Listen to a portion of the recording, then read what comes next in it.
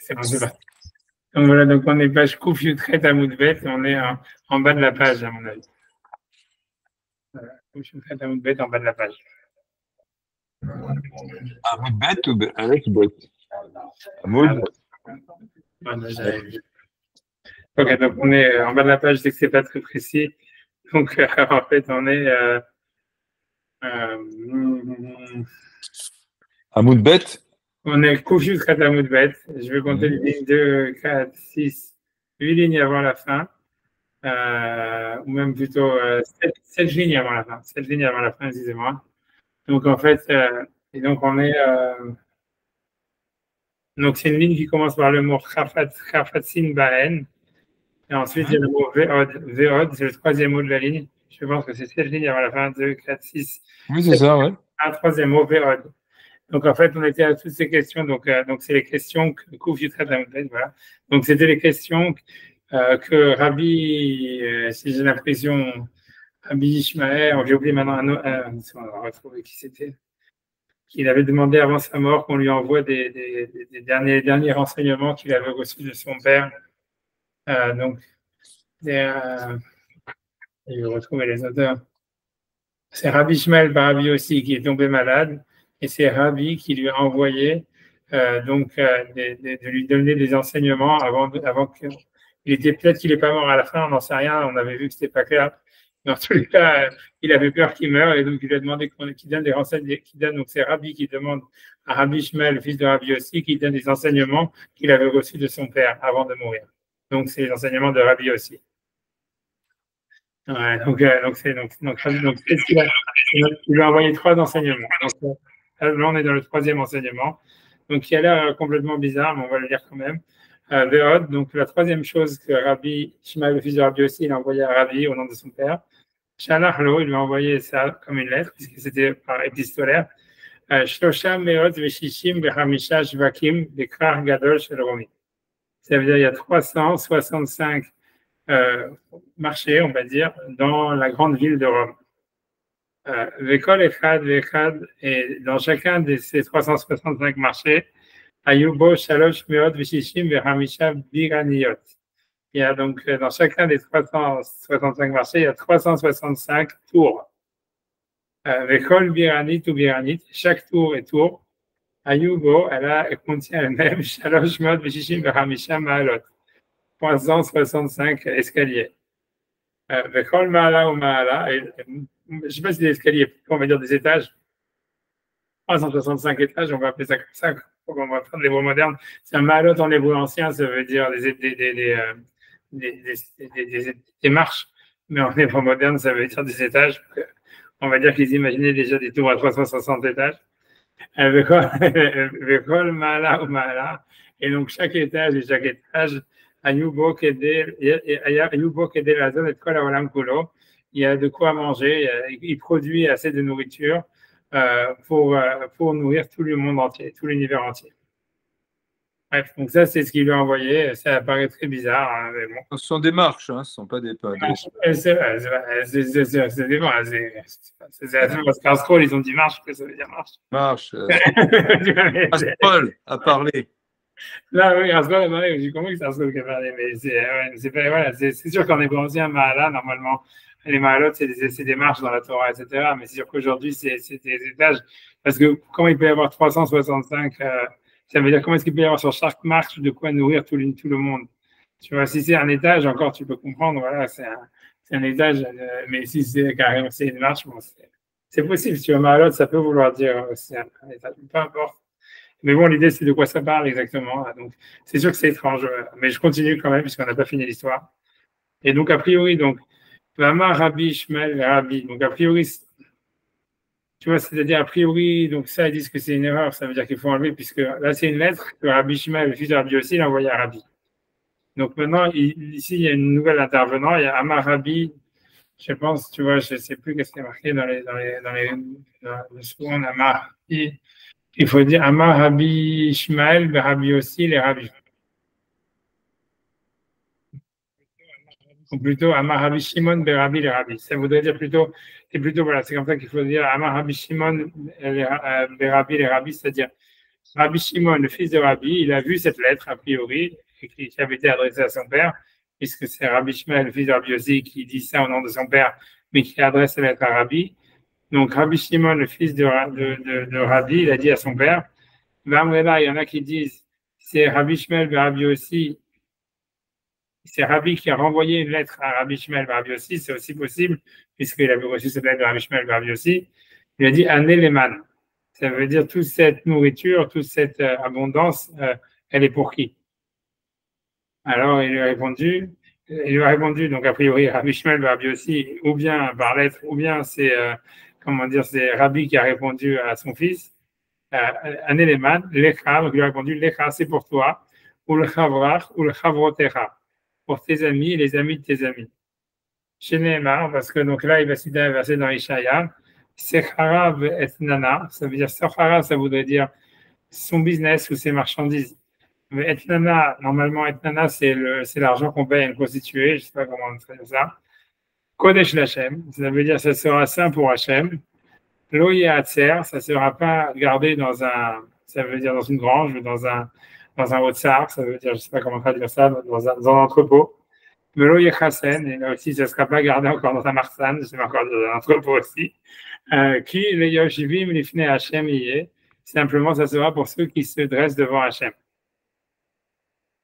Voilà. Donc, a priori, donc ce passage-là, quand on regarde, il ne parle pas de Rome, il parle de la ville de Tyr, qui était au nord d'Israël et qui n'a plus rien à voir. Mais pour une autre, la Gemara, je pense que ça parle de Rome. Et donc la Gemara, en fait, je ne sais pas si c'est très étrange de cette Gemara. Voilà. Mais, OK.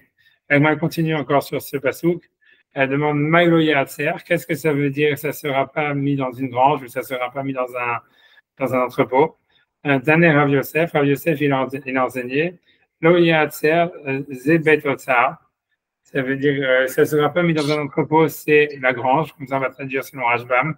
Ça veut dire ça part de la nourriture qu'on met normalement dans une grange. Velo Yechasen, et ça ne sera pas mis dans un entrepôt, Zebet Geniza, c'est le trésor, les trésors qui sont enfouis sous la terre, c'est-à-dire que Rome ne sera pas capable d'emmagasiner les liquidités, l'or et l'argent. Même ça va être déversé ensuite pour les Juifs, chez les Juifs. C'est ceux qui étudient la Torah. En tous les cas, la Gemara continue encore sur ça. J'avance, je finis quand même l'histoire. Ne pensez pas qu'après ce sera plus clair, mais bon, j'ai dit quand même, on va essayer d'expliquer quand même quelque chose. Qu'est-ce que ça veut dire, puisque le verset dit ça sera pour ceux qui sont assis devant Hachem. Amar Rabbi Elazar, donc Amar Rabbi Elazar, il a dit, donc là je suis page 119a. C'est celui qui connaît la place de son ami à la yeshiva. Donc, a priori, je ne sais pas ce que ça veut dire. Rashbam lui dit que ça veut dire que s'il connaît la place des autres, c'est sûr qu'il connaît au moins la sienne. Donc, c'est-à-dire qu'il a l'habitude d'y aller. Mais bon, j'en sais rien. En général, tu vois, dans la yeshiva, ceux qui connaissent la place de tout le monde, c'est ceux qui n'étudient pas grand-chose. Mais bon, tu vois, mais enfin, ouais, tu vois, c'est ce qui a marqué, tu vois. Peut-être qu'à l'époque, c'était différent, je ne sais pas.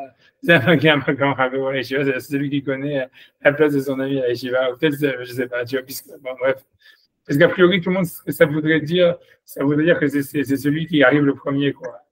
Et peut-être, tu vois, ça veut dire, moi, la seule chat que j'aurais, c'est comme aujourd'hui, si on va mettre ça aujourd'hui, c'est quand tu arrives le premier dans une choule, dans une yeshiva, tu t'assois sur une place et puis chacun dit, c'est ma place, c'est ma place. Donc, tu es rejeté d'une place à une autre, donc à la fin, tu connais la place de tout le monde. Peut-être c'est ça l'explication, je ne sais pas. Et tu vois, donc, en tous les cas, c'est celui qui connaît l'endroit de son ami à la yeshiva. Bon. Il y en a qui interprètent. Amar Rabbi Lazar a dit c'est celui qui accueille le visage de son ami à la yeshiva. Donc, c'est lui, en fait, on dit que c'est celui qui se dresse devant Hachem. Tu vois, l'idée, a priori, tu vois, c'est. J'ai vu dans des commentateurs une explication pas mal qui est sympathique, c'est de dire que celui qui se dresse devant Hachem, parce qu'on dit que normalement, quand il y a deux personnes qui étudient, donc il y a la Shekhina qui est entre eux. Mais ça veut dire, en fait, voilà, donc ça veut dire, ils étudient, et la Shekhina, elle vient écouter, tu vois, ça veut dire, quand tu regardes dans la Gemara, dans la Mishnah, dans le Pirkei Avot, il y a tout, tu vois, c'est ce qui se passe, tu vois, on dit même 5, même 2, juste.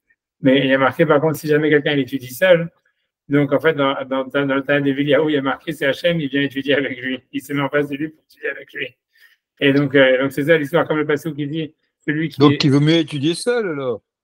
Ouais, sur ça, j'ai pas dit, je sais pas, moi, j'ai pas, je sais. Il y a quelque chose? Non, non, je sais pas, je sais pas, tu vois, mais c'est ce qui est marqué dans la vidéo, peut-être d'un certain côté, j'en sais rien. En tout cas, c'est ce qui est marqué dans la Gemara. Il y a marqué celui qui étudie seul, c'est Hachem qui vient étudier avec lui. Et donc, tu vois, ça veut dire, et donc voilà, donc en tous les cas, ce qu'il veut expliquer, c'était pour ça. Quelle référence de ça? Parce que ça, c'est dans le travail de vidéo, ça, il faudrait que je vois tout ça. Je vais pas chercher maintenant, je vais pas chercher. D'accord, d'accord, c'est bon ça. C'est normal, mais bon, c'est pour ça qu'on dit que quand tu étudies seul, c'est beaucoup plus grande responsabilité d'arrêter d'étudier parce que tu vois, si tu étudies avec des autres, tu vois, les autres, ils disent, on en a marre, on a envie d'étudier. C'est pas de ta faute si tu as d'étudier, mais si on a étudié avec HM, tu vois, ça veut dire, tu vois, ça veut dire. Mais l'autre, c'est toujours un perturbateur, hein, de toute façon. Ah, voilà, ok, d'accord. Ok, mais en tout cas, c'est parce que dans le passage ici, il y a marqué le Yosh Bim, les Hachem, à ceux qui sont assis devant Hachem. Tu vois, c'est ça le verset, donc c'est ça l'idée. Ça voudrait dire que c'est pour ça que l'Agma interprète, c'est celui qui arrive avant les autres à la Yeshiva. Dans la deuxième interprétation, en tous les cas, dans la première, c'est vraiment pas clair. Ça veut dire, il semblerait que ça veut dire, comme je vous ai dit, bon, je reviens sur la deuxième, c'est plus simple. Ça veut dire dans la deuxième, ça veut dire celui qui accueille le visage de son ami à la Yeshiva. Ça veut dire qu'il était là avant.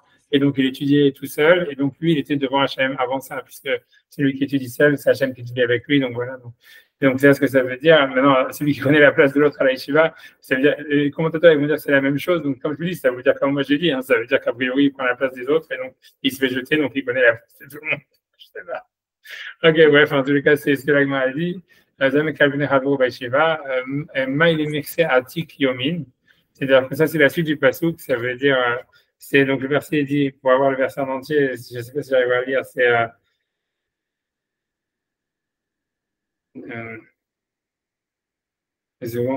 Vaya Sechara, j'ai le passage dans Ishaïa, si vous voulez, dans la Gemara, il est marqué, le passage qui dit Vaya Sechara, Sacha Vetnana Kodesh Lachem, Lo Yehatzer Velo Yechasen.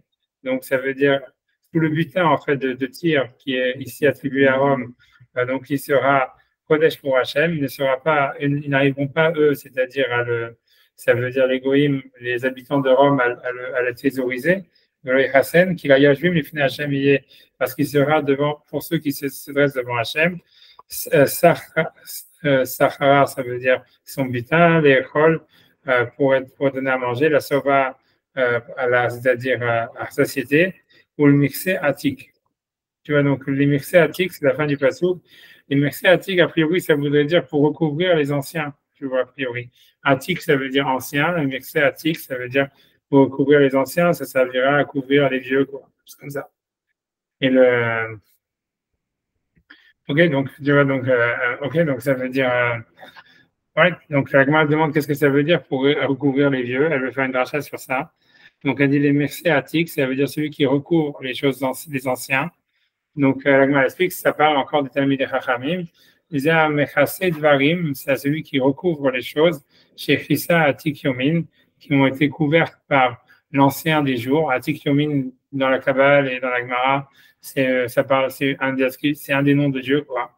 Atik Yomin, ça veut dire le celui des anciens jours. Ça veut dire, c'est, voilà, donc le Hachem. Donc, c'est quoi les choses? Donc, celui qui a gardé, caché les choses que le maître des anciens jours avait gardées et cachées, c'est quoi? Omaïninou, c'est quoi? Citré Torah, c'est les secrets de la Torah. Donc, ça parle de Talmid Chacham qui est capable de garder les secrets de la Torah cachés. Ok. Avec Ate Amre, par contre, il y en a d'autres qui expliquent. Ze Amegale Dvarim Shkrisa Atik Yomin. C'est celui qui dévoile les choses qui avaient été cachées par l'ancien des jours, par Akadosh Baruch Hu. Omaïnihu, et qu'est-ce que c'est? Ta'amé Torah, ce sont les raisons de la Torah. Ça veut dire la raison des mitzvot, puisque les raisons des mitzvot n'ont pas été en fait mentionnées dans la Torah, donc c'est aussi un secret. Donc celui qui va expliquer, qui va réfléchir et qui va essayer d'interpréter les raisons de la mitzvot, les mitzvot. Donc c'est lui qui lui dévoile les choses cachées par Hachem et il va être de ceux qui vont donc avoir tout ce butin qui a été emmagasiné par Rome. Voilà. Donc ça c'est ce que l'Agma a dit. Et voilà, je sais pas, je fais quand même rajouter, mais hacher sur ça. Donc, c'est sûr que la chose qui est intéressante, c'est, tu vois, c'est pourquoi cette prophétie qui est sur la ville de Tyr, elle est attribuée à Rome. Bon, après ça, tu vois, tu vois, j'en sais rien, tu vois, c'est difficile. C'est dans le sens littéral, ça voudrait dire, voilà, ça veut dire, c'est quelque chose qu'on voit un petit peu aujourd'hui. Ça voudrait dire, c'est vrai que la civilisation occidentale, elle produit énormément de surplus, elle produit en trop, etc. Et bon, qui c'est qui en profite, tu vois, c'est les Bahou Yeshivot, c'est la Roche Kollel, etc., qui sont tous, tu vois, avec le RSA ou je sais pas quoi, ou encore plein d'autres trucs. Tu vois, ça veut vouloir dire ça. Ou tu vois, toutes les synagogues en France qui roulent sur l'or, tu vois, un truc comme ça. Et tu vois, peut-être un truc comme ça, tu vois, tu vois, je sais pas, tu vois, est-ce que, dans le sens littéral, ça voudrait dire ça voudrait dire, voilà, l'exil en Occident, en fait, c'est un exil, tu vois, ça veut dire pour ceux qui étudient la Torah, ça peut être un exil doré, quoi. C'est ce que ça voudrait dire. Au sens littéral, ça voudrait dire ça. Et on voit ça, ça veut dire on voit Rashi, tu vois, ça veut dire bon, il y avait tu vois, les Tosfot, ils avaient une très grande parnassa, ils étaient devenus très riches. Ça veut dire on voit qu'en général, si tu veux, en ça l'arrête, surtout à Rome, ça veut dire dans le monde occidental, les Juifs en Espagne, etc. Les Juifs quand ils étudient la Torah, en fait, finalement, c'est eux qui, que par, je sais pas, par une certaine, par un effet bizarre, c'est eux qui finalement, héritent de toute la richesse des nations, quoi. On pourrait dire un truc comme ça. Tu vois, mais je sais, tu vois, c'est un truc dans ce goût-là. En tout cas, donc, je fais Rashi sur ça. Si j'ai même pas de Rashi, il y a Makir, mais comme Havero Baishiva, donc page 119a, le Rashi du temps de la page. Donc, Za Makir, Makom Havero Baishiva, c'est celui qui connaît la place de son ami à la Yeshiva. Shiodé Alomar, c'est celui qui sait dire Ze Makom Meyushav Ploni, ça c'est l'endroit d'un tel, ou Mezé chez Ploni, ça c'est la place de celui-là. Et en général, la Yeshiva, c'est ceux vraiment qui touchent. Parce que tu commences, qui c'est qui regarde qui c'est où tout le monde s'assoit, et le mec ne sait pas du tout quoi s'en fait, tu vois, de temps rien, tu vois. Oh ouais, tu vois, des ruines au maquis. Non, au contraire, puisqu'on discute avec son ravère, on discute avec les uns et les autres, donc on sait où ils sont assis. Il ne faut Ok. pas voir la chaise vide, il faut voir la chaise pleine. Ok, d'accord. Ok, c'est ce qu'il dit, c'est ce que Rachid dit. A priori, ils étaient plus social à cette époque-là, quoi. C'était pas des yeshivot de 500 personnes comme c'est aujourd'hui. Donc, ça veut dire, voilà, ok, j'en sais rien, peu importe, en tous les cas. Je vais dire le mazem, comme les chefs de chef Roni, de Will ou de Maki ou Makom Kulam, puisqu'il connaît la place de chacun. Agil ou les Yeshav Sham Tamid, ça veut dire qu'il s'assoit toujours là-bas. Mais bon, ce qui est plus suspicieux, quoi, c'est qu'est-ce qu'il fait là-bas, quoi. Tu vois, ça veut dire. Mais a priori, c'est déjà une madriga de connaître la place de chacun. Secret Torah, donc après ça, il explique les secrets de la Torah.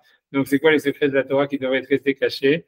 C'est Maaseh Merkava, voilà, le Maaseh Merkava, la zone de Merkava, ou Maaseh Bereshit, et la création du monde.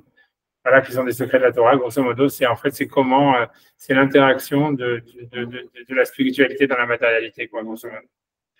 L'amnatsea, donc tu vois, puisque voilà, la Merkava, c'est comment l'homme il agit, il fait descendre la spiritualité dans le monde. Et le Maaseh Bereshit, c'est comment est-ce que cette spiritualité a été présente par le fait même que Dieu a créé le monde. Quoi. Donc voilà, c'est ce que ça veut dire les secrets de la Torah. L'amnatsea, on s'en appelle. Ok, donc on fait Hashbam. Hashbam, il dit quoi? Il dit je pense que c'est la dernière ligne de la Gemara 118b. Bet otzroten, ça veut dire, ah pardon, ouais, lechavrotecha. Béguinia, pardon. Donc c'est deux lignes, l'avant-dernière ligne, l'avant-dernier mot, enfin 3 mots avant la fin. Biraniot, donc c'est quoi des biraniot? Shiva me dit Migdalim, des tours. Donc c'est 365 marchés qui ont 365 tours, qui ont 365 marches. Ensuite, lechavrotecha, pour tes amis, lechavrecha, pour les amis de tes amis. Metzotzotéen, donc ça veut dire les maisons de trésors, Shel Tirosh.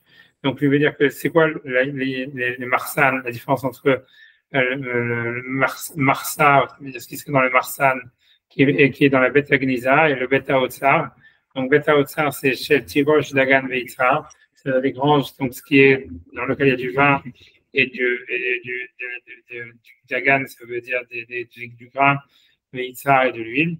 Vélo et Chasen, par contre, quand on parle de Chosen, c'est ce que la chaîne Chosen, ça veut dire, j'imagine, quelque chose qui est caché ou quelque chose comme ça, qui est retenu.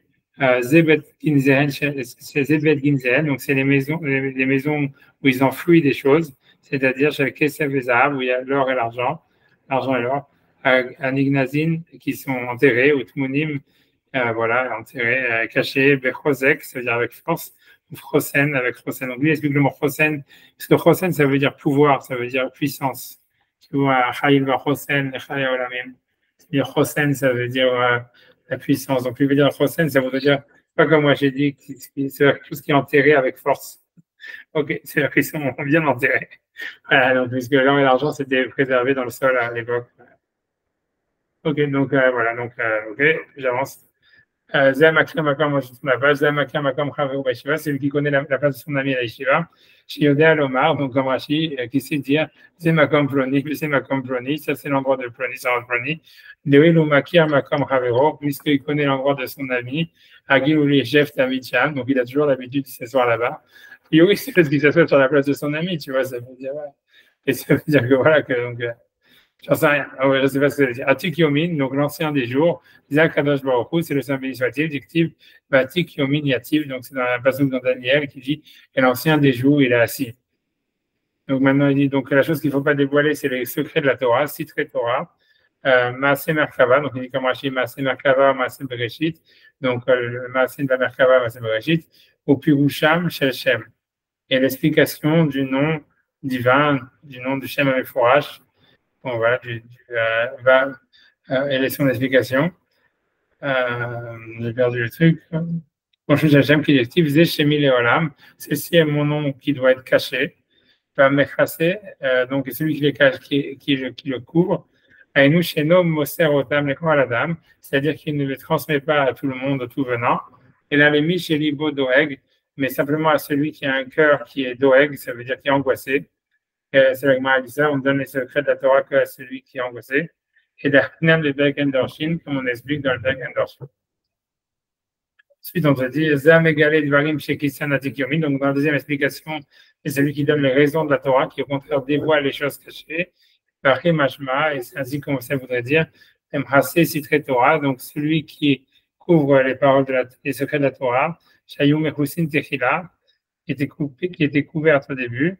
Atik Yomin Gilan, donc et Merkaz Baruch il les a dévoilés. Mais Atan Reshut les Galotan, mais Hachem il a donné la possibilité de les dévoiler. Donc c'est quoi? C'est les raisons de la Torah. Et celui qui, ça veut dire celui qui les dévoile, ça veut dire il mérite toutes ces brachot qui sont mentionnées dans le verset. C'est-à-dire que ça veut dire que voilà, il aura un exil doré a priori. Ça veut dire un effet magique, il va hériter de toutes les richesses accumulées par les nations, etc. Bref, ça veut dire, moi, c'est ce que je veux dire un petit. C'est peut-être que tu vois qu'on peut voir, parce que c'est sûr que la seule chose que je pourrais dire sur ça, c'est peut-être qu'il y a une opposition entre les raisons de la Torah et les secrets de la Torah. Peut-être ça serait ça l'idée parce que c'est difficile de définir, en fait, c'est quoi les secrets de la Torah. Quand tu vois, c'est-à-dire même Rashi, il dit, ouais, le Maaseh Merkava et le Maaseh Bereshit, mais en réalité, tu vois, quand tu regardes dans la Gemara, dans Chagiga, voilà, il parle du Maaseh Merkava, du Maaseh Bereshit. Et tu vois, ça veut dire tous les chassidim dans la chassidoute, tu vois, à part le Tanya, les machins, etc., ils décident de dire, oui, on va dévoiler les secrets de la Torah. Et tu vois, en réalité, tu te demandes vraiment si c'est les secrets de la Torah, vraiment. Tu vois, mais tu vois, c'est pour ça qu'on a l'impression, en réalité, que tout ce qui est, c'est possible, tu vois, en fait, si tu regardes, parce que même, tu vois, ceux qui sont opposés après la chassidoute, comme les Nefesh HaChaim, etc., ils ont beaucoup parlé de la Kabbale et des machins comme ça aussi, tu vois. Et donc, ça veut dire, le truc, c'est de savoir c'est quoi, en fait, les secrets de la Torah qu'il ne faut pas dévoiler. Alors, c'est possible qu'en fait, ici, on nous explique c'est quoi. C'est ce qui n'est pas une raison de la Torah, c'est un secret de la Torah, tu vois. C'est-à-dire, en fait, si la chose, en fait, elle peut faire sens pour toi ou pour celui qui va l'écouter pour accomplir les mitzvot, ça veut dire, elle fait sens dans la Torah, alors c'est plus un secret de la Torah, quoi. Alors, quelle que soit la chose qui peut faire sens pour toi, ça veut dire, ça peut être un sens ésotérique, ça peut être un sens, tu vois, quelque chose, tant que ça fait sens, ça donne un sens au mitzvot, donc c'est pas un secret. Le secret, c'est plutôt la chose qui serait en opposition avec le sens des mitzvot, quoi. Alors, une partie de la Torah, tu vois, ça veut dire qui serait en opposition et qui aiderait pas à trouver un sens dans les mitzvot. Ça serait ça, en fait, qu'il faudrait cacher, un truc comme ça. Bref, tu vois, voilà. Pas d'autre chose à rajouter sur cette Gemara qui est étrange, sauf que voilà, il y en a peut-être d'autres qui expliquent aussi que, parce que tout le monde, il y en a qui veulent expliquer que les 365, donc les questions, c'est en fait parce que dans la, on dit qu'en fait il y a 365 guidines, enfin il y a 365 mitzvot négatives qui correspondent aux 365, comment dire, nerfs qu'il y a dans le corps humain, et que ça voudrait dire, ça veut dire qu'il va l'interpréter en disant que ça parle de chacune des mitzvot négatives qu'il y a dans la Torah, en disant que chaque mitzvot négative, elle a en fait 365, ça veut dire comme toutes les mitzvot, elles sont reliées entre elles et que toutes les mitzvot négatives, elles sont en fait reliées entre elles et que si quelqu'un, en fait, avec s'il garde une seule mitzvah négative, une de ces 365 mitzvot, il aurait déjà de quoi avoir une parnassa et matérielle et spirituelle pour toute sa vie ou même pour tout le monde, tu vois. Qu'une seule mitzvah, elle suffirait en fait pour nourrir un homme spirituellement et matériellement, parce qu'en fait, chaque mitzvah, elle inclut toutes les autres, quoi. Puisque dans les 365, il y a les 365, etc. Un truc comme ça, c'est un qui veut l'expliquer comme ça, un truc. Bref, peu importe, tu vois. Mais voilà, j'avance, tu vois. Donc, à la suite de la Gemara, voilà, donc la Gemara continue notre rachat sur un autre passouk dans Télim. Voilà, voilà, donc Amar Rav Kahana, donc Rav Kahana, il dit, donc là on a fini les lettres, les trois enseignements que Rabbi Ishmael, le fils de Rabbi Yossi, disait au nom de Rabbi Yossi qu'il a envoyé à Rabbi quand il était malade. Donc Amar Rav Kahana, donc ça c'était le troisième. Les deux autres ne me demandaient pas c'est lesquels, je les ai oubliés déjà. Mais, bref, je ne me rappelle plus, c'est avec l'histoire du fait qu'on a voulu chercher une relation avec Esav, c'est pour ça qu'on est parti en exil, etc. Et le premier, j'ai oublié, c'était quoi?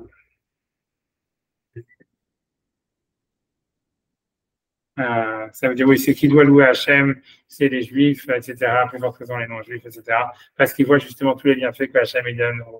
C'est-à-dire les non-Juifs, la première enseignement, enfin, les trois enseignements, ils sont les trois liés avec la relation aux non-Juifs, c'est sûr, avec l'exil. Et le premier, c'est de dire en fait que ça veut dire les non-Juifs, eux, ils savent, si tu veux, tout le mal qu'ils auraient voulu faire à Israël, et donc comment est-ce qu'ils voient comment Israël est survécu en exil.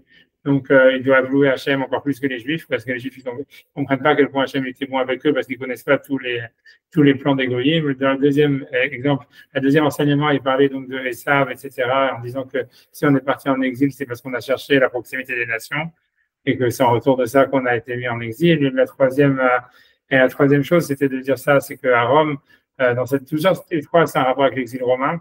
Et la troisième chose, c'était de dire ça, c'est que finalement, si quelqu'un étudie la Torah, etc., a priori, et qui garde les mitzvot, il va avoir le mérite en Occident d'avoir un exil doré, comme ça. Voilà, c'est ce qu'on avance.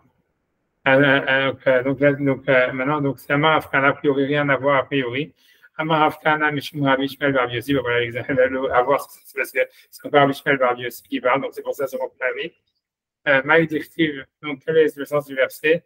Lamnatser, Mizmor et David. Donc, Lamnatser, Mizmor et David se traduit toujours au chef des chantres, un chant de David ou un hymne de David. Mais la Gemara ici, elle va expliquer le mot Lamnatseach, que normalement le mot Nitzachon, parce que le mot Nitzachon, Lamnatseach, il y a plusieurs traductions possibles. Donc ça peut vouloir dire chanter, tu vois, Lamnatseach Binginotai, tu vois, ou un truc comme ça. Tu vois, on voit que le mot Lamnatseach, ça peut vouloir dire chanter, d'où la traduction qui a été mise dans tous les trucs, chef des chantres, ça veut dire chef d'orchestre, parce qu'on fait une racine, une étymologie sur le mot chanter, qui est la plus facile avec le texte. Mais en réalité, c'est clair que c'est pas la traduction la plus probable, c'est-à-dire c'est pas la plus commune du mot Lamnatseach, mais ça peut vouloir dire soit victoire, tu vois, Nitzachon, Didanatzach, Nitzachon, Menatseach, victoire ou bien éternité, tu vois. Et donc, en fait, ici, la Gemara fait une raja sur le mot Lamnatseach, comme parlant de victoire. Comme ça voudrait dire, en fait, ô victorieux. Mizmor et David, comme, en fait, ça serait comme si c'était une apostrophe à Hachem qu'on l'appellerait le victorieux. Et si c'est ça, la Gemara demande, on n'aurait pas dû dire Lamnatseach, on aurait dit Lamnatseach, au vainqueur. Parce que Notseach, c'est le vainqueur, et Lamnatseach, c'est en fait celui qui fait vaincre. C'est un ifil, tu vois, Lamnatseach, c'est celui qui fait vaincre. Et donc, la Gemara demande en disant, donc c'est pour ça que la Gemara dit ça, elle dit, Lamnatseach, Mizmor et David, Zameru, les Mishenotskinoto, donc elle fait une rachat en disant, quel est le sens du verset, Lamnatseach, Mizmor et David, donc à celui qui fait vaincre une chanson de David, Zameru, les Mishenotskinoto, Vesameach. Ça veut dire faites un hymne à celui que lorsqu'on le vainc, lorsqu'il est vaincu, il est heureux. Donc, ça veut dire, donc c'est-à-dire que en fait, la matière, ça veut dire c'est une apostrophe à Hachem en disant à celui qui aime se faire vaincre ou celui qui fait vaincre son ennemi. J'allais dire, c'est comme une Netanyahu, moi. J'avais même pas rigolé. Ok, donc une autre, donc celui qui fait vaincre son ennemi, c'est ce que ça veut dire. Donc Zamegumul et Mishinatrin, Otov et sa mère, ça veut dire faites une hymne à celui que lorsqu'il est vaincu, il est heureux. Beau et vient et regarde, Shelo Kemidat Akadosh Baruch Hu, l'attribut d'Akadosh Baruch Hu n'est pas comme celui de Bassar Vadam, d'un être humain. Bassar Vadam, un être humain, Menatrin Oto, ça veut dire quand il est vaincu, Ve'atzev, il est déprimé. Il est triste. Aval Akadosh Baruch Hu, mais Akadosh Baruch Hu, Notrin Oto, lorsqu'il est vaincu, et sa mère, il est heureux. Chez Nehemar, parce que la Gemara a inversé, Yomer le Hashmidam, ça veut dire Hachem, il avait décidé Shalom d'exterminer Shalom le peuple d'Israël. Loulé Moshe Bechiro, si ce n'était pas Moshe Bechiro, ça veut dire son élu, Ahmad Baperetz, qui s'est mis devant la brèche, les Fanav devant lui, pour annuler le décret. Donc normalement, Hachem, il aurait dû être triste, voilà, j'ai fait un décret, on l'annule. Moshe, il arrive à annuler ma parole. Et non, on voit que dans le verset, il appelle Moshe Bechiro, Moshe son élu. Donc on voit qu'Hachem, il était heureux que son décret avait été annulé. Ça veut dire l'Amnatseach, donc ça veut dire, donc c'est pour ça que une ode, en fait, tous ces mismorim, ils auraient comme une sorte de ségoula, comme j'ai dit, ça veut dire de ségoula, je sais pas comment dire, de pouvoir pour annuler les décrets négatifs. C'est ce que ça voudrait dire. Amnatseach, ça veut dire pour celui qui aime être vaincu, donc grâce à ce mismor, c'est qui met en fait, qui permettrait d'annuler un décret négatif. C'est ce que la Gemara a dit. Je vais Rashi Rashbam sur ça. Donc Rashi il est dans la deuxième ligne. L'Amnatseach. Donc encore une fois, donc il explique voilà ce que j'ai dit à l'oral. Amnatseach, ça veut dire à celui qui fait vaincre. Mais dès lors puisqu'il n'est pas marqué le Notseach, à celui qui est le vainqueur. Mashma Shenoten Koach Labriot et Natsro. C'est Mashma. Il semble plutôt que le verset veut le dire. Shenoten Koach qui donne la force. Les brioches de créature, les notes pour qu'il le vainque à lui, pour qu'il gagne. Je fais Rashbam. Rashbam me dit, Amnatseach, Lachon Mafil. Donc c'est dans la troisième petite ligne de Rashbam avant la fin. Amnatseach, Lachon Mafil. Donc c'est un langage qui fait faire gagner, donc il fait faire gagner la victoire à quelqu'un d'autre. Mais dès lors qu'il la note CR, puisqu'il n'est pas marqué au vainqueur, c'est qu'il donne en fait la victoire à ses créatures, qu'il puisse le vaincre. Et donc, la Gemara apporte une preuve de Loulé Moshe Bechiro, si ce n'était Moshe son élu, Alma, car elle est Bechiro. On voit bien que Hachem, il appelle Moshe son élu, alors même qu'il a annulé le décret qu'il avait fait. Et Shum de Omed de Pérez Lefanav, parce qu'il s'est dressé dans la brèche devant lui. Et du fait que donc Hachem il loue Moshe Rabbeinu en l'appelant son élu, Mashma, sa mère Rebecca, donc il semblerait qu'il est heureux de ça, qu'en fait il a été vaincu, etc. Voilà, je vais préparer quand il n'y a pas de saut, il n'y a pas de méfarsim, donc je vous ai préparé un petit d'entendre, il n'y avait pas grand-chose pas très long sur cette histoire de Dieu qui aime se faire vaincre par les êtres humains, qui est un sujet à part entière. Donc ça veut dire, j'aimerais simplement.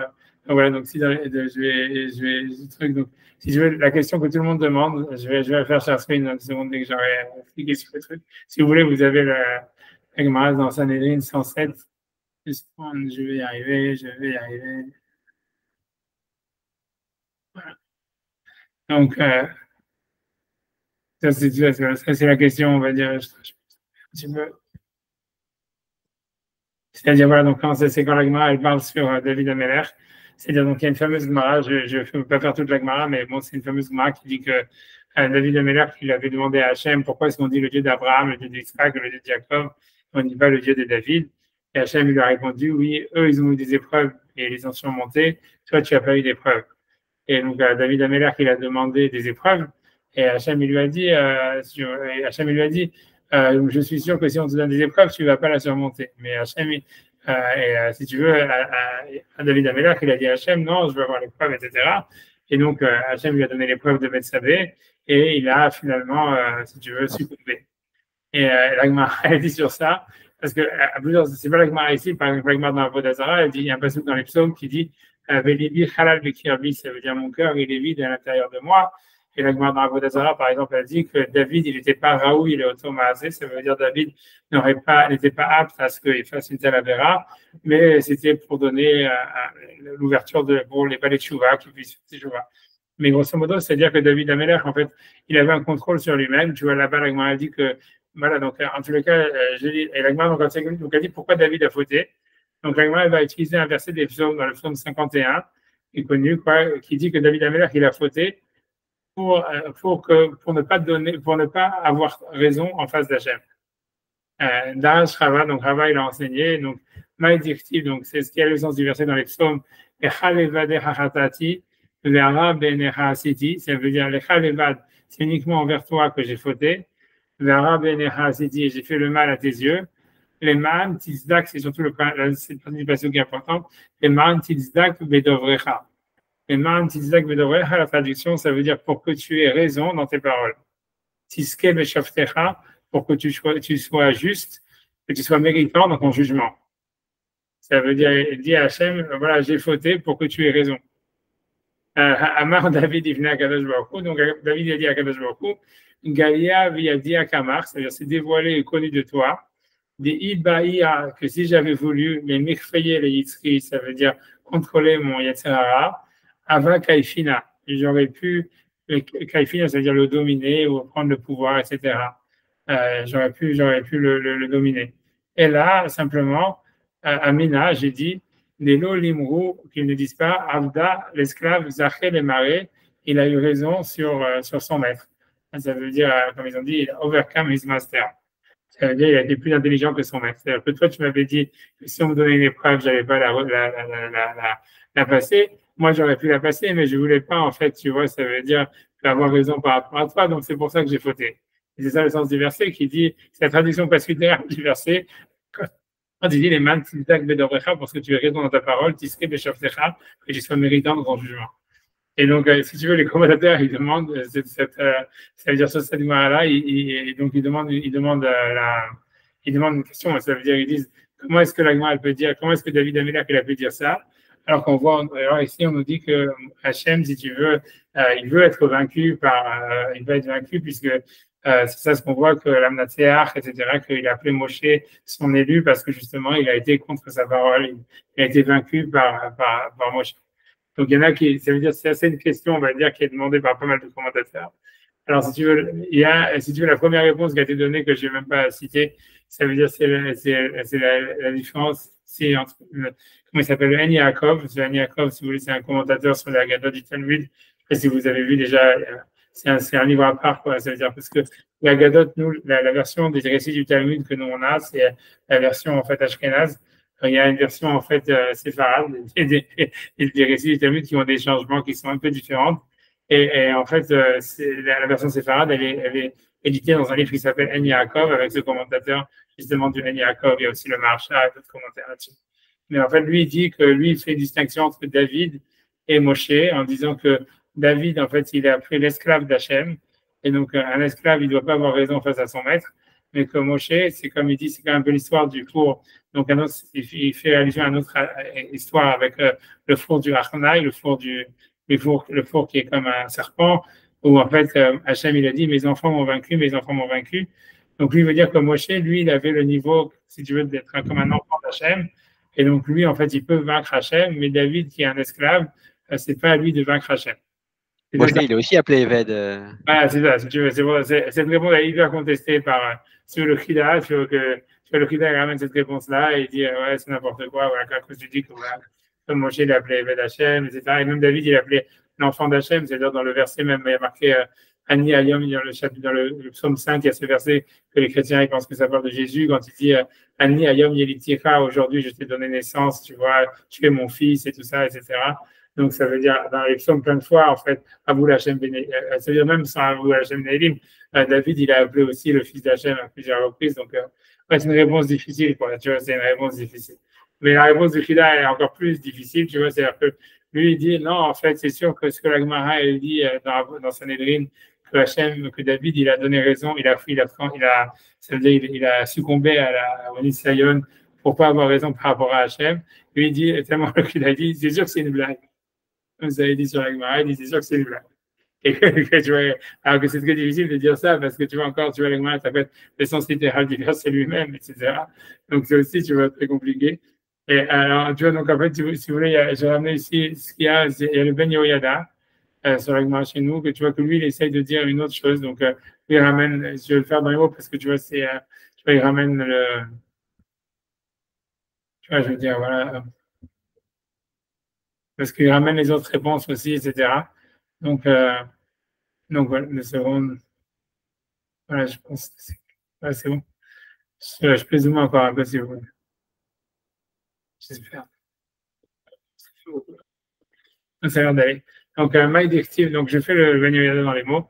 Lui va répondre, il ne va pas ramener la réponse de Jacob, il va ramener le Chida, il va dire que la réponse du Chida, elle n'est pas satisfaisante, donc lui, il va dire d'autres choses.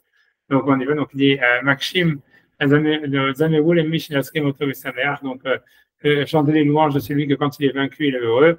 Maxime, donc les commentateurs, ils demandent, Mère des Sanhedrin, Koufzaïn, donc de la Gemara Sanhedrin 107 qu'on vient de voir, Shamar David Amelech Alav Shalom, que David Amelech, il a dit, Galou Viadoua Kamar, c'est dévoilé devant toi, des Ibaït Memechmeyel et Yitzri, que si j'avais voulu combattre, dominer mon Yetzirara, Abba Kaifina, j'aurais pu le dominer, et là Amina, mais j'ai dit, Delo Limrou Avda Zachel et Maré, on ne dise pas que l'esclave a battu son maître. Veka Shelan, c'est difficile pour nous, Yamrou Mabekar, ça veut dire qu'ils le disent, et quel est le problème? Des Akahamar, puisqu'on te dit ici, notre sa mère, Kadosh Baruch Hu, quand il est vaincu, il est heureux. Alors, Tirel Sagon Chida Zal, donc le Chida lui a répondu, Leatam Haïtat Shuba Der Dichut Yemencham. Donc le Chida a dit que c'était qu'une blague. Vedochak Zemeod, donc le Ben Ishkai, je vois, c'est très dochak de dire que c'est une blague. Donc, donc c'est quand ça vient interpréter un sens littéral du verset, donc il dit, donc il me semble à répondre des Kushem et Karalita. C'est-à-dire que lui, il pense qu'il n'y a pas vraiment de question du tout. Et Vada Initsuach Mitzad Yedia au Shikul Hadat, ça veut dire prouver qu'on a raison parce qu'on est plus intelligent que Kadosh Baruch Hu, Mizvara, ça veut dire c'est impossible de prouver Dieu comme ayant tort, tu vois. Lui dit c'est impossible, c'est une impossibilité. Et Shumbiria, en Sadik, en Malach, que ce soit un Sadik ou un Malach, chez Asik Davar Emet, qui puisse avoir une vision de la vérité, Mitzad Asvara par la logique, ou Mitzad Yedia ou par la connaissance, Achalo Ayazegalou, il est Fanavid Bar Khalila, qui n'était pas en fait dévoilé devant Hachem, que Dieu nous en préserve. Ou Kofer Baïka. Et celui qui penserait le contraire, c'est quelqu'un ça veut dire c'est comme s'il allait contre l'idée même du divin, quoi. Alors, ok, donc ce qui veut dire par là que avec David Ameller, comme Hachem lui avait dit tu vas fauter, donc ça veut dire c'est impossible que David il aurait pu avoir raison, ça veut dire par rapport à Hachem. Et donc lui c'est un truc comme ça qu'il veut dire. Et ça aurait été vraiment, tu vois, ça veut dire trouver Hachem comme ayant tort, ça aurait été comme une sorte de, j'en sais rien, tu vois, tu vois, ça aurait été même, ça aurait été renier l'idée même de Dieu, quoi. Et donc, Moshe, tu vois, ça fait penser vraiment, selon lui, à l'histoire du, je sais plus, le mathématicien qui s'était suicidé pour que ça tombe sur ses calculs, qui avait fait un calcul du jour de sa mort et qui s'est, un mec super connu, quoi, qui s'était suicidé. C'est qui? C'est qui ça? C'est un Français, je crois. Tu vois, qui s'était suicidé. Il avait fait des calculs, et que sans ces calculs, il avait prédit le jour de sa mort. Et pour que ça tombe pas faux, il était suicidé ce jour-là. Vous connaissez pas celui-là? C'est connu, je vous sais. Bon, ouais, mais si tu veux, tu vas trouver. Mais tu vois, donc, en tout cas, c'est dans la même, comment dire, c'est dans la même veine, quoi. Que lui, il veut dire que c'est comme si, c'est-à-dire que c'est comme si David, il avait montré qu'il était plus intelligent qu'Hachem, ça aurait été comme s'il avait vraiment détruit même l'idée d'Hachem, quoi. Et donc, c'était impossible de, mais si tu googles, ouais, après le cours, et je pense que c'est un mathématicien français, super connu. J'ai vu ses français, bref, tu vois, donc on nous a dit Achaïe, les fanats. Donc, ok, donc ça veut dire ça serait exactement la même idée. Ça veut dire qu'il ne pouvait pas montrer, ça veut dire, donc pour David, montrer qu'Hachem a tort, ça aurait été comme nier l'idée même de Dieu. Au Machamou, Bigma, Messia, Beougda de Rabbi Elazar, et ce que l'Agma a dit en tous les cas au sujet de Rabbi Elazar, Betanouch Shalachnaï, en ce qui concerne le four qui était comme un serpent, ça veut dire qu'il était en morceaux, etc. Est-ce qu'il est impur ou impur? La Kadosh Baruch Hu Nitzkuni Banai, Kadosh Baruch Hu a dit mes enfants m'ont vaincu. Lo Shaya Nitzachon Mamash, ça ne veut pas dire Chaz V'Shalom qu'ils l'ont vaincu.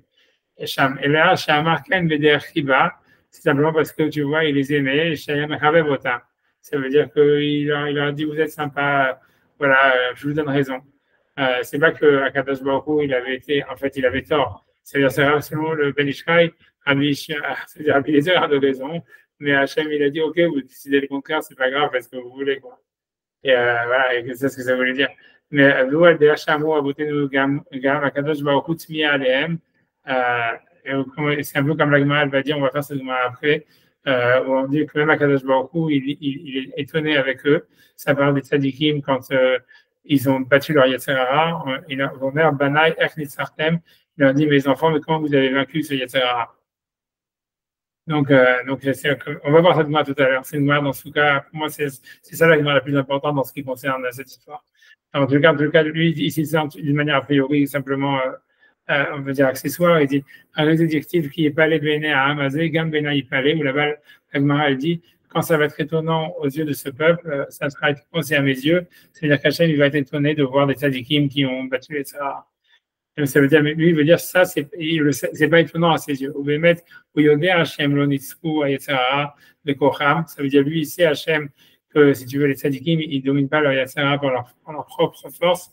Et là, Bezrato, c'est parler d'Hachem, Vim Kolze Omer Lahem, et malgré tout, il leur dit qu'il est étonné de leur force et de les samcham pour les encourager ou les rendre heureux, véritable et babam, et que ça aille bien pour eux, quoi, grosso modo. Donc, lui, ce qu'il veut dire, en fait, c'est que Hachem, il connaît le futur, quelque chose comme ça, il connaît la force de chacun, ou en tous les cas, c'est lui-même qui donne la force aux autres d'aller contre les Sahara. Donc, en ce qui concerne lui, ce qu'il veut dire, hein, c'est un crédouche, c'est pour ça que moi, je vais un petit peu dire un peu le contraire de ce qu'il dit. C'est, tu vois, c'est que lui dit qu'en ce qui concerne la Bechira ou le libre arbitre, ça veut dire, on ne peut pas dire que Hachem, il sait pas et qu'il se trompe. C'est pas lui ça ce qu'il veut dire. Et donc, c'est pour ça, en fait, que David Amelach, il ne pouvait pas donner tort à Hachem. Par contre, tu vois, ce qu'il veut dire ici, c'est en ce qui concerne que Moshe, en fait, il est heureux de, si tu veux, ça veut dire, voilà, ici, la Torah, la Gemara nous dit que Hachem, il est heureux d'être vaincu.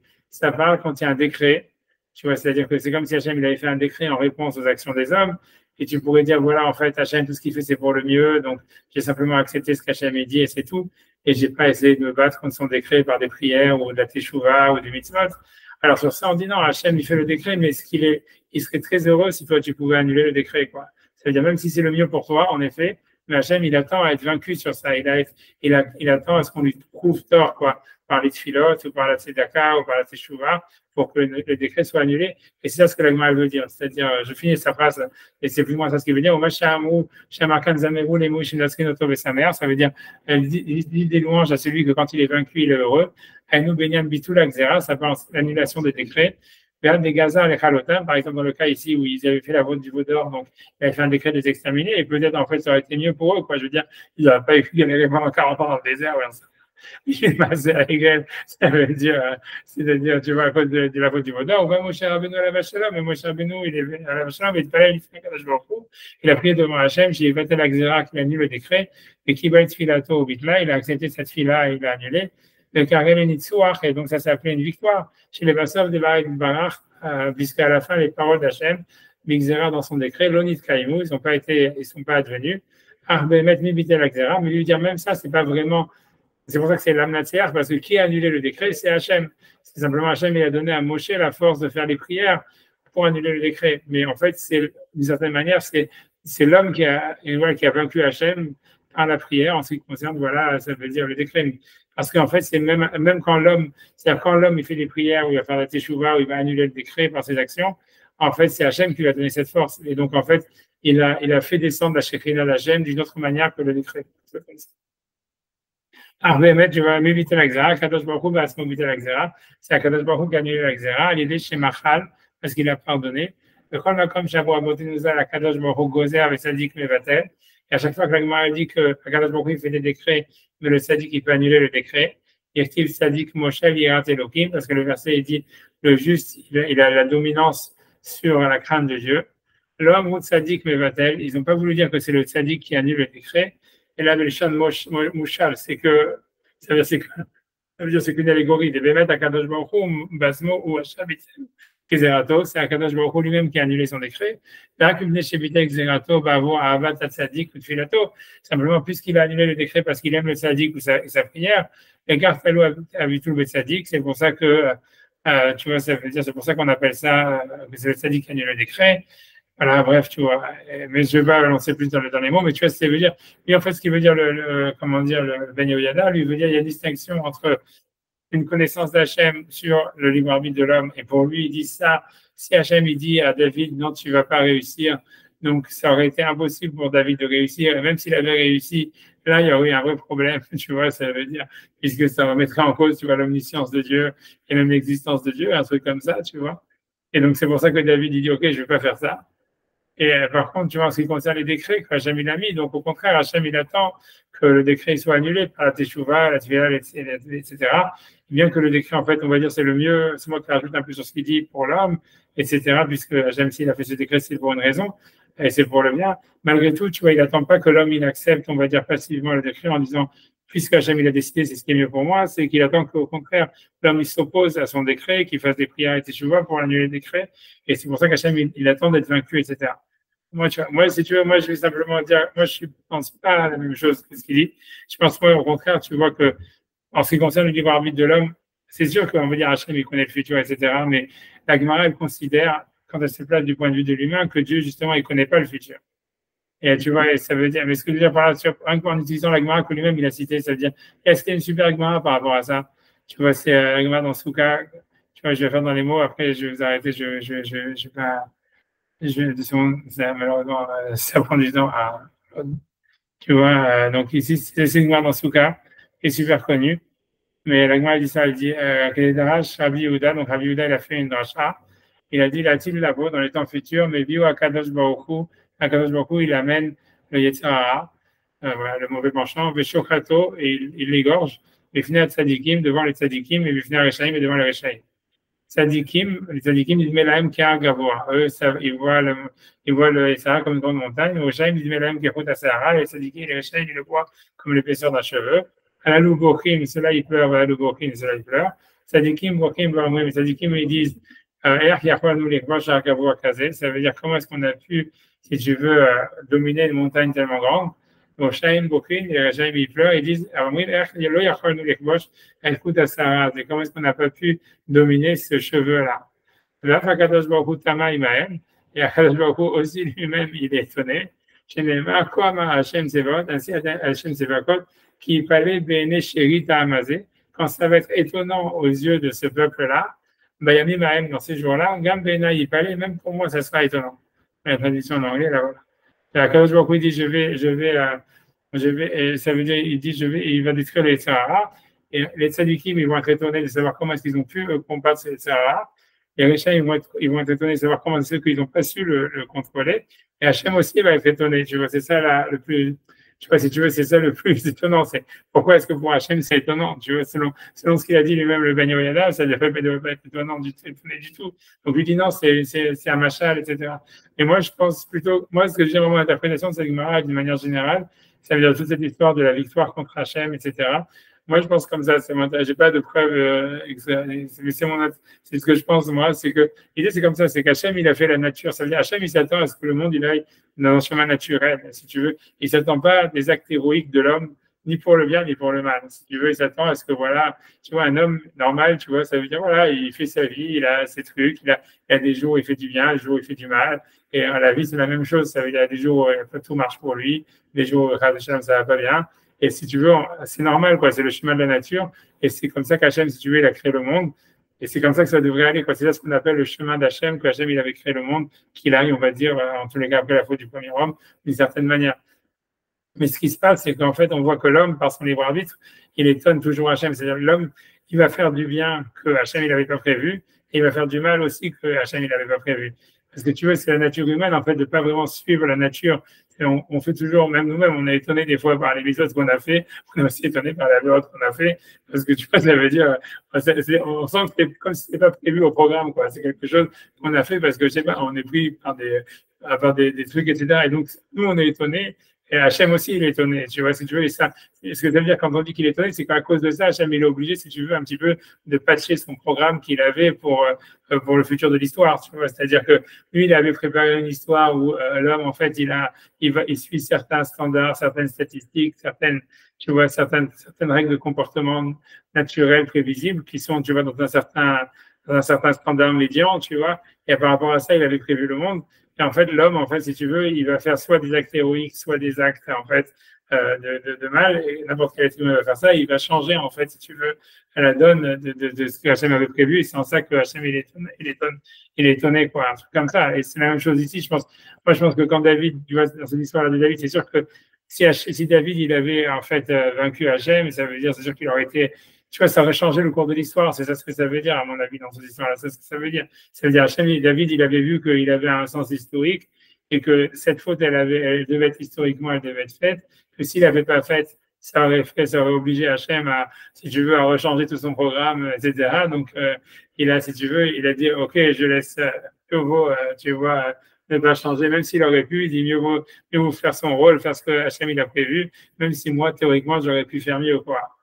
Vu que, tu vois, c'est ça ce qui, historiquement, s'inscrit. Je pense qu'il y a la même chose ici avec la faute du veau d'or, c'est-à-dire que c'est le contraire. Si Hachem ne s'attendait pas à un truc tellement catastrophique de la part des enfants d'Israël après le nom de la Torah, tu vois, ils savaient qu'ils n'étaient pas parfaits, mais ils ne s'attendaient pas à un truc comme ça. Donc Hachem, normalement, il devrait y avoir le décret d'extermination. Quand on voit toute la prière de Moshe, il est justement là, il est de dire, historiquement, si tu extermines les Juifs, ça fait pas sens, tu vois, tu les as sortis, tu as fait ça, maintenant tu es obligé de continuer. Alors, tu vois, donc c'est ça ce qu'Hachem est obligé d'annuler son décret parce que, si tu veux, la faute des enfants d'Israël, elle est contre le sens de l'histoire. Mais je pense, tu vois, que c'est plutôt ça où ça joue, c'est en fait, c'est quoi le sens de l'histoire, c'est quoi, qu'est-ce que l'histoire elle veut, quoi. Et surtout les mecs comme David et tout ça qui avaient un sens historique, que la faute elle avait un sens historique. Voilà, c'est sûr que Shlomo il devait venir de ça, etc. Donc ne pas faire la faute, etc. Ça aurait du tout changé sûrement qui est les Mashiach, tout ça, etc. Donc David il s'est dit ok, tu vois, ça veut dire c'est ça ce que ça veut dire. Quoi. En théorie, ça veut dire, il aurait pu ne pas le faire, mais bon, il a suivi ce qu'Hachem voulait, quoi, un truc comme ça. C'est ce que j'aurais dit. En tout cas, ce qui est intéressant, c'est que ce sujet-là comment dire, voilà, la victoire sur Hachem est intéressant. C'est clair que d'une manière générale, on voit que quand la Gemara, elle parle toujours, voilà, que c'est sûr qu'a priori, elle culpabilise quand elle dit, ouais, David, il voulait pas qu'on dise qu'il a raison par rapport à Hachem. Et quand la Gemara, elle dit ici, tu vois que Hachem, il attend à être vaincu et tout ça. Ça veut dire surtout, tu vois, ça veut dire, moi, je pense que le sens général, c'est de dire, voilà, ça veut dire, tu es responsable de tes actions, même si en fait, tout est mis à Shamaïm. Ça veut dire, avec Hachem, il a fait une destinée, etc. Si toi, tu n'es pas d'accord avec la destinée d'Hachem, que ce soit pour le bien ou pour le mal, tu peux la changer, quoi. Et tu vois, c'est tout. Et pour le bien, Hachem, il attend que ça, quoi. De manière un truc comme ça, sauf vraiment dans certains cas comme David, comme ça. Mais ça serait ça l'idée, quoi. Je pense que c'est ça l'idée. Voilà, je n'ai rien d'autre à rajouter sur ça. Donc, je vais tranquille sur cette. Voilà, comme je leur ai dit là-bas, parce qu'ils m'ont demandé de faire le même. Quand je leur ai dit c'est ça, parce qu'ils voulaient un lien avec Elul, alors j'aurais dit voilà, avec Elul, c'est qu'on pourrait dire voilà, tout ce qu'Hachem il va décider, alors Shana, c'est pour le mieux quoi qu'il arrive, donc on devrait dire bon, on s'en fout, pourquoi on va se lever au Smichot. Mais non, il dit c'est qu'Hachem il attend qu'on le vainque, donc il veut qu'on se lève au Smichot pour, si tu veux, pour annuler les mauvais décrets. Voilà. Ok, je laisse tranquille, que tout est Chodesh Tov. Chodesh Tov, merci Auriel. Merci à vous. C'est bon à Paris.